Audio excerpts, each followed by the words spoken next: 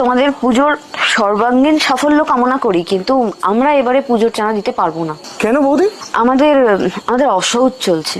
অসহজ? কে মারা গেল আপনাদের? একই পাড়ার মধ্যে থাকি, জানতে পারলাম না তো। আমার এক ছোট বোন মারা গেছে। তাই? ও মাই গড, কবে? আপনার নিজের বোন? 9th অগস্ট রাতে আরজি করে। সে শুধুমাত্র এখন আমার বোন না, সে এখন সবার বোন, সবার দিদি, সবার মেয়ে। আপনি ইয়ার কি করছেন বৌদি? অ্যামাউন্ট কমাতে বলে বলুন না, কমিয়ে দিচ্ছি, অসুবিধা নেই। আমি সিরিয়াসলি বলছি, এটা সামাজিক শোক, এটা রাষ্ট্রীয় শোক, ভুলো না কিন্তু।